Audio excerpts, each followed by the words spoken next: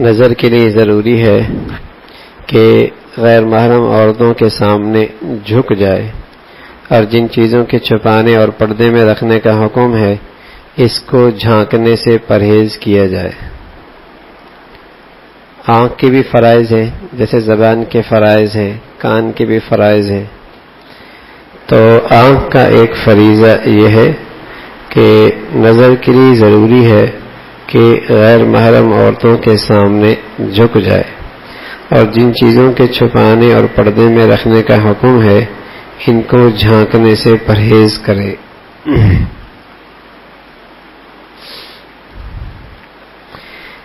انسان کی نامحرم عورتوں کے بارے میں بیان کرتے ہوئے حضرت لکھتے ہیں کہ آنکھ اور دل میں اپنی عورتوں کے بجائے دوسری عورتوں کا مزین ہونا دھوکہ اور فریب ہے، بلکہ اکثر لوگ اپنے پاس موجود سے اعراض کرتے ہیں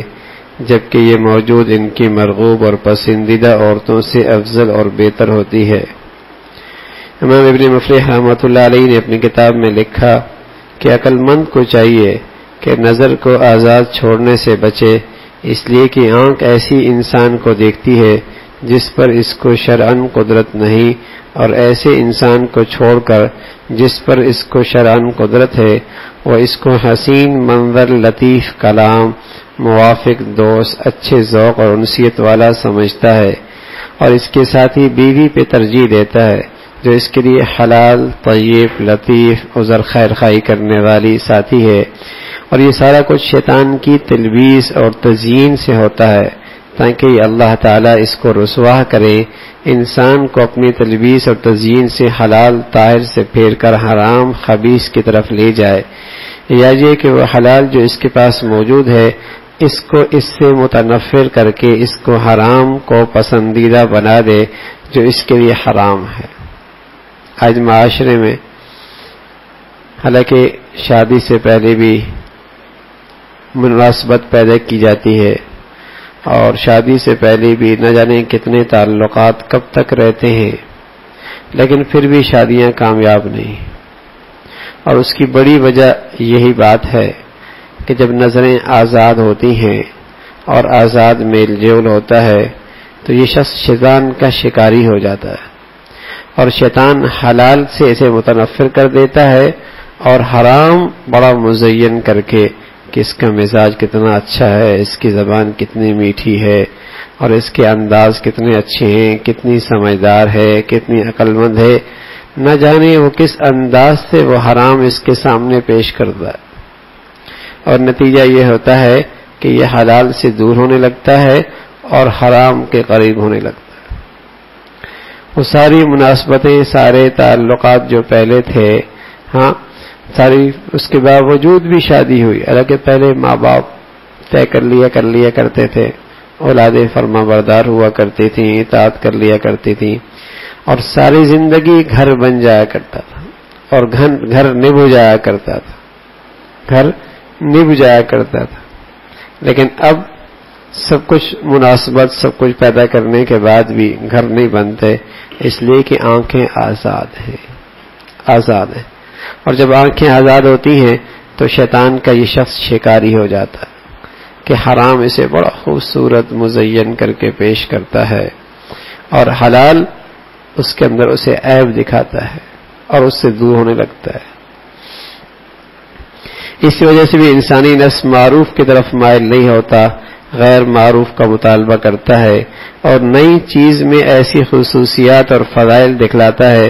جو اس کے پاس موجود چیز میں معدوم نظر آتے ہیں، کیونکہ شیطان اپنے فساد اور افساد کی وجہ سے تجھے باور کراتا ہے کہ جو تیرے پاس نہیں وہ تیرے پاس موجود سے افضل اور بالاتر ہے۔ کبھی تو یہ چیز انسان کو عشق میں مبتلا کر دیتی ہے جو بدنی اور دینی ہلاکت کا باعث بنتی ہے۔ بہت سی نظریں ایسی ہوتی ہیں جو صاحب نظر کے دل میں خدشات کو جنم دیتی ہیں، اور بہت سی نظریں خنجر ہوتی ہیں جو دل کو زخموں سے چور کر دیتی ہیں۔ حاکم اپنی تاریخ میں نقل کرتے ہیں کہ عبداللہ بن مبارک نے ان سے نقل کیا کہ جس نے ابتداً اپنے نفس کو اسباب فطرہ مہیا کر دیے، اگرچہ وہ مجاہدہ بھی کرتا رہے وہ کبھی ان سے چھٹکارا نہیں پا سکتا۔ یعنی پہلے اس نے اپنی نظروں کو آزاد رکھا، اور انہیں ایک چیز کا عادی بنا دیا، پھر بڑے بڑے مجاہدے بھی کرے تو تب بھی بڑا مشکل ہے پھر ان چیزوں سے چھٹکارا پانا۔ مزاج بن جاتا ہے، طبیعت بن جاتی ہے، مزاج بن جاتا ہے، طبیعت بن جاتی ہے۔ اب طبیعت کو بدلنا بڑا مشکل ہو جاتا ہے۔ تو مشہور ہے نا، پہاڑ ادھر سے ادھر ہو جائے گا لیکن طبیعت اس کی بدل جائے، یہ بڑا مشکل کا۔ تو جب آدمی ان چیزوں کو آزاد چھوڑ دیتا ہے، نگاہوں کو، اور اپنے دل کو بھی جو گندگی آ جائے اسے قبول کرتا رہتا ہے، پھر مزاج ایسا بن جاتا ہے کہ پھر اس مزاج کو چھوڑنا بڑا مشکل ہے۔ ہند بنت خس کا اپنے غلام کے ساتھ اختلاط سے زنا میں مبتلا ہو جانا، جی ہاں، اس سے بڑھ کر نظر کی آزادی اور ممنوع اختلاط ایسی ہلاکت افرینوں تک پہنچا دیتی ہے جو انسان کو ایسی ذلت اور رسوائی اور عار تک کھینچ لاتی ہے جو کبھی مٹاتے بھی نہیں مٹتی۔ یہ نفس کی آزادی، آنکھوں کی آزادی آدمی کو ایسی ذلت تک پہنچا دیتی ہے کہ پھر کبھی وہ ذلت مٹنے سے بھی نہیں مٹتی۔ ہند بنت خس جو عرب کی شہزادیوں، دانائی اور عقل اور فراست، فصاحت اور حکمت میں عرب کی مشہور عورتوں میں سے ہوتے ہوئے اپنے غلام سے زنا کی مرتکب ہو گئی۔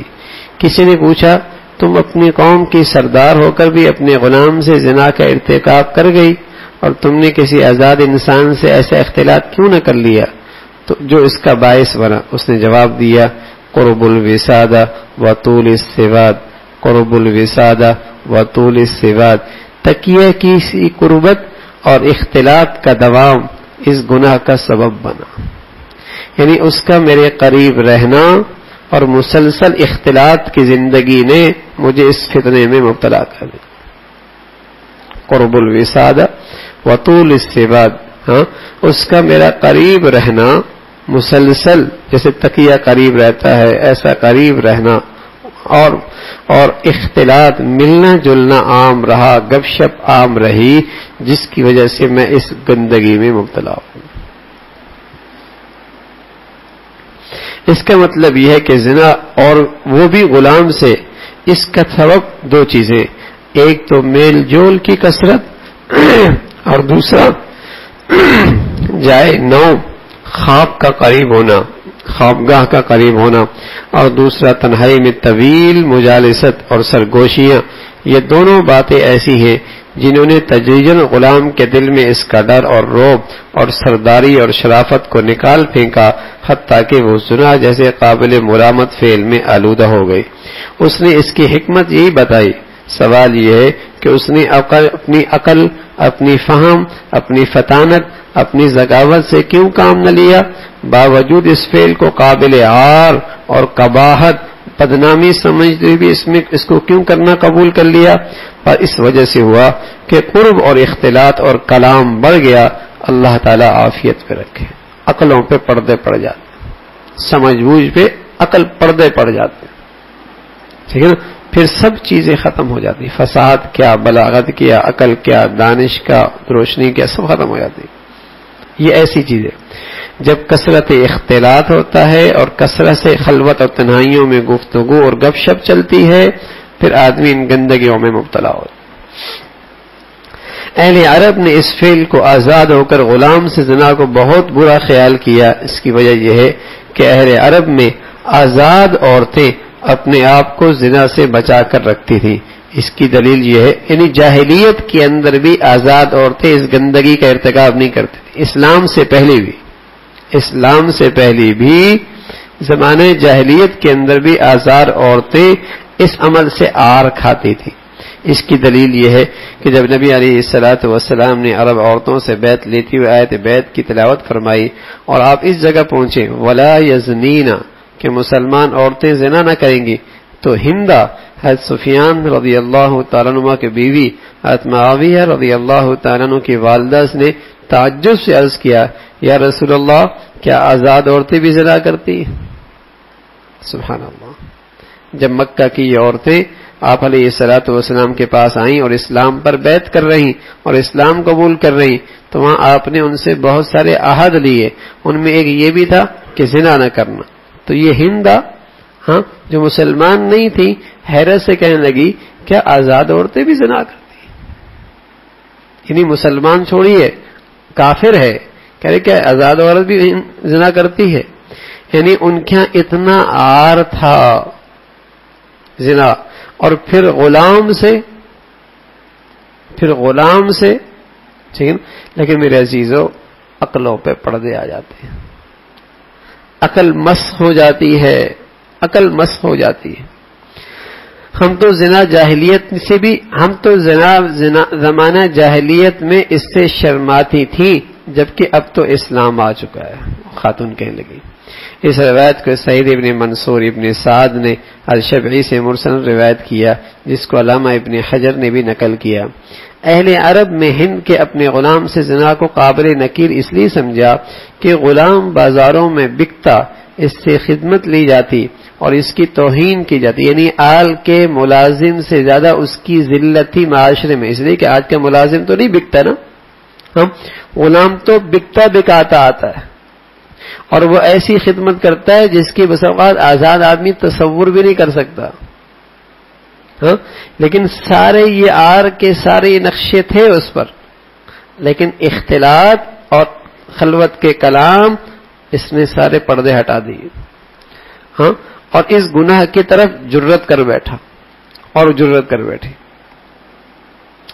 یہ ساری نوبت اس لیے آئی کہ اس کی بصارت اور بصیرت کو قرب وسادت اور طول سواد نے ڈھانپ لی. بصارت بھی پردے پڑ گئے، بصیرت بھی پردے پڑ گئے. امام مجاہد اپنی کتاب میں لکھتے ہیں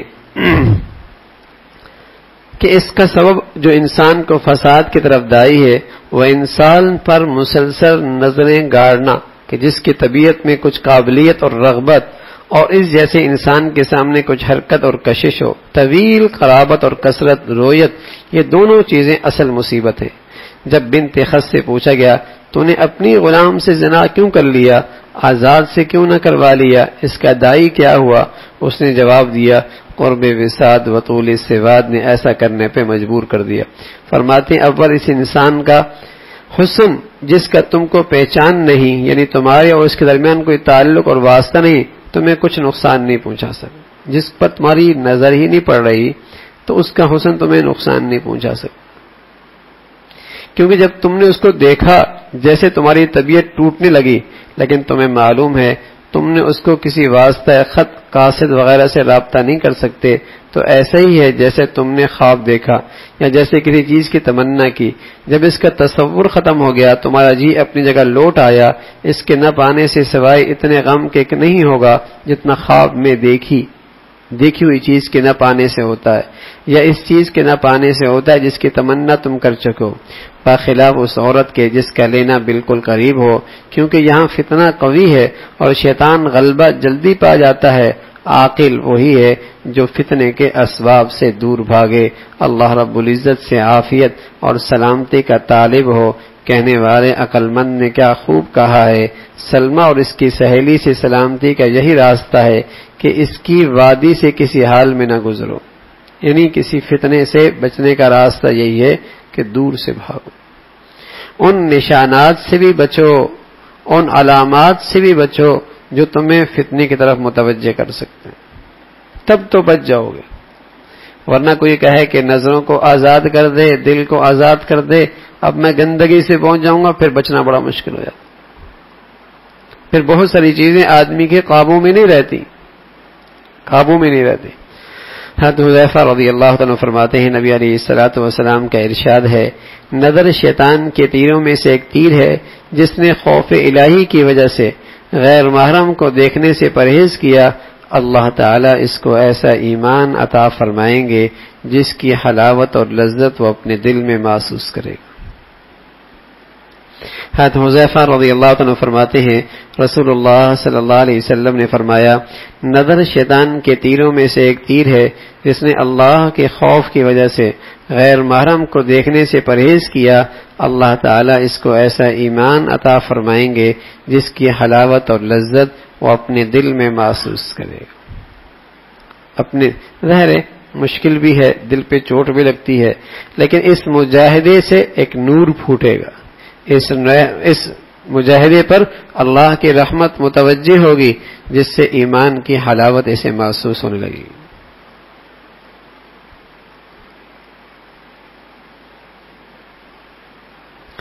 حضرت ابو درداء رضی اللہ عنہ فرماتے ہیں کہ جس نے غیر محرم کو دیکھنے سے بجائے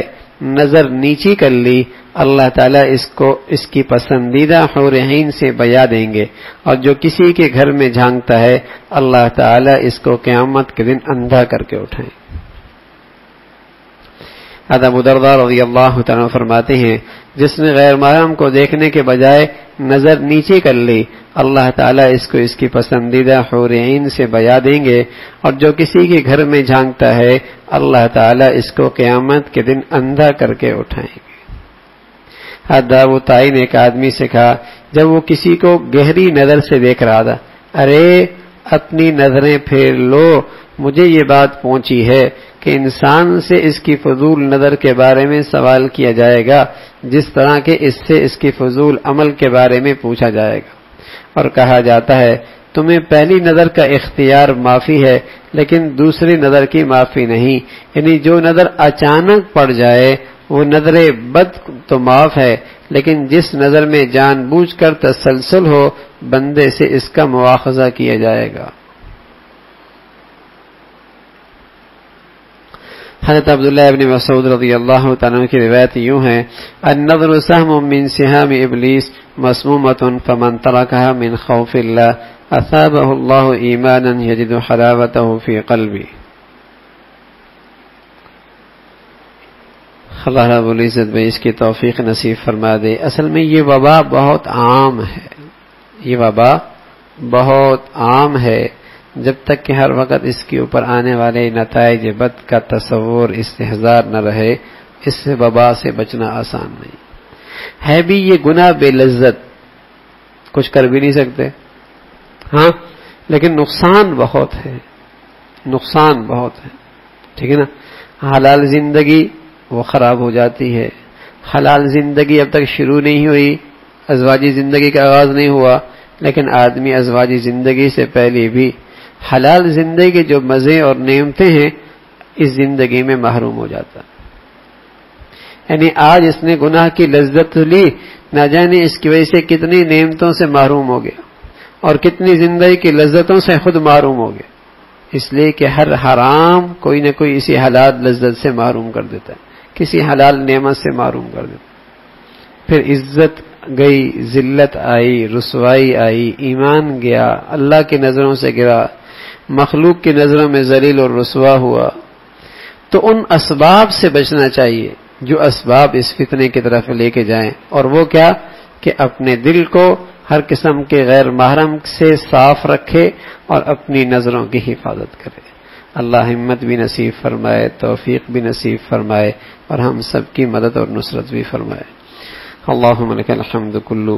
ولک الشکر کلو، اللہم لک الحمد کلو ولک الشکر کلو، اللہم انا علی ذکرک و شکرک و حسن عبادتک، اللہم انا علی ذکرک و شکرک و حسن عبادتک، اللہم انا نسألک رضاک والجنہ ونعوذ بک من سخطک والنار،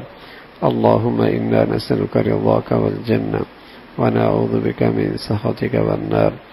اللہم انا نسألک رضاک والجنہ ونعوذ بک من سخطک والنار، نستغفر اللہ نستغفر اللہ نستغفر اللہ، سبحان ربک رب العزت عما یصفون وسلام علی المرسلین والحمد